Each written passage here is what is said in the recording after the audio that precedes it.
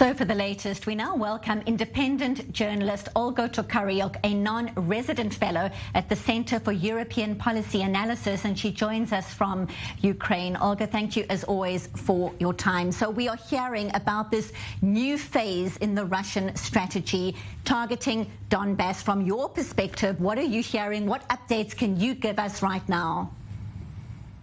Good evening, and thank you for having me. Well, Russian foreign minister also confirmed today that Russia is launching this new phase of war, an attack on Donbas. We are hearing also from Ukrainian officials. They confirm it. They are saying that Russia is now trying to go on the offensive in various parts of Donetsk and Luhansk regions.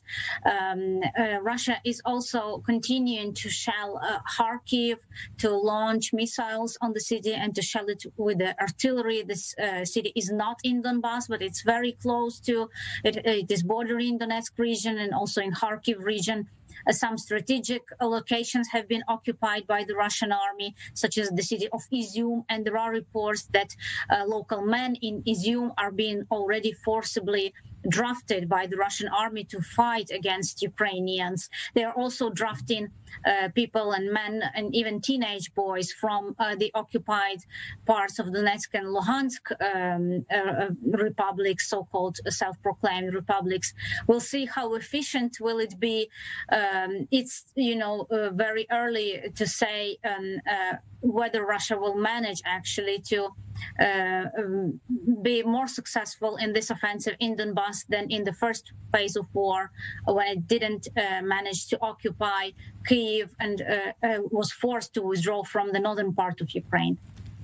And Olga, when we hear about civilians in Luhansk having been urged to evacuate if they can, and you're talking about missiles and strikes still happening in other parts, including in the west, in Lviv as well, and Kharkiv as well in recent days, when we hear about humanitarian corridors and people wanting to leave, how do they leave? What is the latest development on people who really are trying to get away from the fighting right now?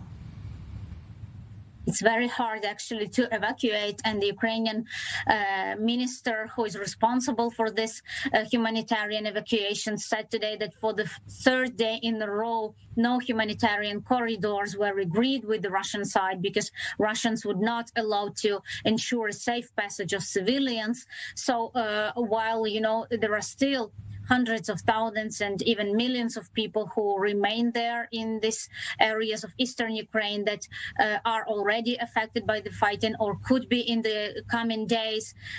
Many people cannot actually safely leave those areas, and the pace of evacuation, even in those days when it was possible, was very slow. Only about 3,000 to 4,000 people per day were evacuated. This is, of course, a very low number if we consider that still hundreds of thousands and millions of people live in those areas. So very briefly, Olga, much has been made of the Ukrainian people's resistance in the past 8 weeks. How do you see things unfolding in the coming weeks? Very briefly, please. President Zelensky said yesterday that Ukraine will not cede, an inch of Ukrainian land, that Ukraine will strive to liberate even those territories that are currently under Russian temporary occupation. So we can expect a fierce Ukrainian resistance in the next weeks.